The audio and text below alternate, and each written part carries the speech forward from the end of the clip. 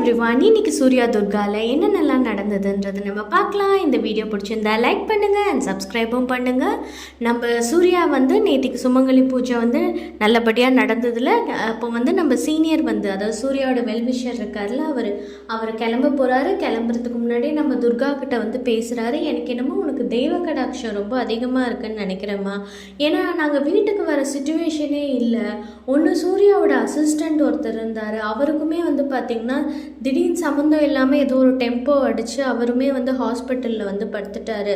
அதுக்கப்புறமா பார்த்திங்கன்னா நான் ஃபைல் அங்கே இருந்துருந்தால் நாங்கள் வீட்டுக்கு வரணுன்ற எந்த ஒரு அவசியமும் இருந்திருக்காது. அங்கேயே நான் சைன் போட்டு போயிருப்பேன். ஸோ ஃபைலுமே சூர்யா வீட்டில் மறந்து வச்சதால தான் அப்படி இப்படின்னு சுற்றி எப்படியோ நாங்கள் வீட்டுக்கு வரபடி ஆயிடுச்சு. இதெல்லாம் கண்டிப்பாக கடவுளோட கணக்காக தான் இருக்கும் அப்படின்ற மாதிரி சொல்லிவிட்டு அவர் அங்கேருந்து கிளம்பிடுறாரு. அதுக்கப்புறமா பார்த்திங்கன்னா நம்ம சூர்யா ஒரு விதமான எப்படி சொல்கிறது, ஐயோ நம்ம சேலஞ்செலாம் பண்ணிட்டு போனோமே, இப்படி சேலஞ்சில் கோட்டை விட்டு வந்திருக்கோமேன்ற மாதிரி ரொம்ப ஒரு மாதிரி இருக்கார் அவர். உடனே துர்கா யாரோ என்கிட்ட சேலஞ்செலாம் போட்டாங்க, வீட்டுக்கெலாம் வரமாட்டேன், தேவி பாப்பாக்கிட்ட கூட சொன்னாங்க இந்த மாதிரி, உங்களுக்கு தெரியுமா யாருன்னு சொல்லிட்டு வெறுப்பேற்றிக்கிட்டே இருக்காங்க. உடனே சூர்யாவுக்கு செம கடுப்பாக, அது என்னடா பண்ணுறது அப்படின்ற மாதிரி இருக்கிற பட்சத்தில் தான் அவருக்கு விக்கல் வந்துடுது. விக்கல் வந்தோடனே பார்த்திங்கன்னா விக்கலோட ஃபஸ்ட்டு தண்ணி குடிச்சிக்கிட்டே இருக்காரு. அவருக்கு விக்கலே நிற்கவே இல்லை. அதுக்கப்புறமா என்ன பண்ணுறாங்கன்னா நம்ம துர்கா ஓடி போயிட்டு சர்க்கரை எடுத்துகிட்டு வந்திருக்காங்க. விக்கலுக்கு சர்க்கரை கொடுப்பாங்களான்னு எனக்கு தெரியல, பட் இங்கே கொடுக்குறாங்க. அப்போ கொடுத்தோடனே அவரும் சர்க்கரை சாப்பிட்டு திருப்பி தண்ணி குடிக்கிறார். திருப்பி விக்கல் நிற்கவே இல்லை. கடைசியாக அவங்க ஆபத்துக்கு பாவம் இல்லை அப்படின்னு சொல்லிட்டு சூர்யாவை கிஸ் பண்ணிடுறாங்க. அதோட அதிர்ச்சி ஆயிடுறாரு சூர்யா பயங்கரமாக, ஏ அப்படின்ற மாதிரிலாம் பண்ணுறாரு. அதுக்கப்புறமா என்ன ஆகுதுன்னு பார்த்தீங்கன்னா அவங்களோட லிப்ஸ்டிக்கோட ஷேட் கரை அவரோட கன்னத்தில் ஒட்டியிருக்கும்.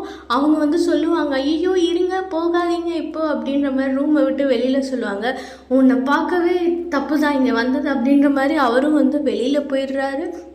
வெளியில் போனோடனே நம்ம ஹாசினி இருக்காங்களே, நான் கிடையாதுங்க, அங்கே இருக்கிற ஹாசினி இருக்காங்கல்ல, அவங்க பார்த்துட்டு ஐயோ சூர்யா மாமா நீங்கள் சும்மா தான் வெளியில் துர்காவை பிடிக்கலன்னு சொல்கிறீங்க, ஆனால் உங்களுக்கு துர்காவை ரொம்ப பிடிச்சிருக்குல்ல அப்படின்ற மாதிரி டைலாக்லாம் விட்றேன். ஏன் அப்படி சொல்கிறேன்? இல்லை பார்த்தாலே தெரியுது அப்படின்ற மாதிரி அவங்களும் கிண்டல் பண்ணிட்டு போயிடுறாங்க. அதுக்கப்புறமா இந்த பக்கம் சங்கரபாண்டியனும் நம்ம தாராவும் உட்காந்துருக்காங்க. சங்கரபாண்டியன் சொல்கிறார், பார்த்துட்டு அதிர்ச்சியாகிறாங்க ரெண்டு பேரும். இந்த காலத்தில் யாரையுமே நம்ப முடியறதில்ல, எல்லாம் வெளி வேஷம்தான். இப்படி நல்லா பேசிட்டு அதுக்கப்புறமா உள்ள எல்லாரும் நல்லா இதுதான் பண்ணிகிட்ருக்காங்க அப்படின்ற போது எதுக்கு இப்படிலாம் பேசுகிறீங்க அப்படின்னோடனே, உங்களுக்கு துர்கா பிடிக்காதுன்னு சொல்கிறேன், ஆனால் மூஞ்சை பார்த்தாலே தெரியுதே அப்படின்ற மாதிரி அவரும் டைலாக் விடுறாரு. என்ன சொல்கிறீங்க, போய் முதல்ல கண்ணாடியை பாருங்க அப்படின்ற மாதிரி சொல்கிறாங்க. உடனே கண்ணாடியை பார்த்தோன்னே இவருக்கு செம ஷாக் ஆகிடுது. ஐயோ இந்த லிப்ஸ்டிக் கரை வேறு இருக்கா, இல்லை எனக்கு இவ்வளோ பெரிய அவமானமா அப்படின்ற மாதிரி அவர் நினச்சிட்ருக்காரு. அதுக்கப்புறமா என்ன ஆகுதுன்னு பார்த்திங்கன்னா அடுத்த நாள் காட்டுறாங்க. அடுத்த நாள் பார்த்திங்கன்னா நம்ம துர்கா சூப்பராக அழகாக மாசாக நம்ம போலீஸ் ட்ரெஸ் போட்டுட்டு அவங்க கிளம்புறாங்க. கிளம்பிட்டு என்ன தான் பண்ண போகிறாங்க, நம்மளோட மாரியோட கேஸை ரீஓப்பன் பண்ணுறாங்க. ஸோ அப்போ மாரியோட கேஸில் பார்த்திங்கன்னா எந்த ஒரு ஆதாரமும் இல்லாததால் அந்த கேஸை எப்படி மூவ் பண்ணணும்னு தெரியாமல் அந்த ஒரு லேடி மித்ராவோ யாரோ ஒரு மந்திரவாதி இருக்காங்கள்ல, அவங்களோட துப்பட்டாவை கிடச்சதுனால அவங்க தான் கொலையாளின்னு நினச்சி முடிவு பண்ணிட்டாங்க. பட் இப்போ என்ன பண்ணுறது, ஆதாரத்துக்கே ஒரு தடையும் கூட இல்லைன்னொடனே அங்கே இருக்கிற ஒரு லேடி கான்ஸ்டபிள், ஆமாம் மேடம் நாங்களும் 4 வருஷமாக இந்த ஃபைலை மூவ் பண்ணணுன்னு பார்க்குறோம், எங்களால் மூவே பண்ண முடியல, ஒருவேளை கொலையாலேயே நான் தான் இந்த செஞ்சேன் அப்படின்ற மாதிரி ஒத்துக்கிட்டா மட்டும்தான் இந்த விஷயம் க்ளோஸ் ஆகும் அப்படின்னு சொன்னோடனே உடனே துர்காவுக்கு யோசனை வருது. என்ன சொன்னீங்க திருப்பி சொல்லுங்கள். இல்லை இதை பண்ணவங்களே அவங்க வாயாலேயே உண்மையை ஒத்துக்கிட்டா தான் இது கண்டிப்பாக சால்வ் ஆகும்னோடனே இது நல்லா இருக்கே அப்படின்ற மாதிரி அவங்க யோசிக்க ஆரம்பிச்சிடுறாங்க. ஸோ அடுத்து அவங்க என்ன பண்ண போகிறாங்கன்றது பார்க்கலாம்.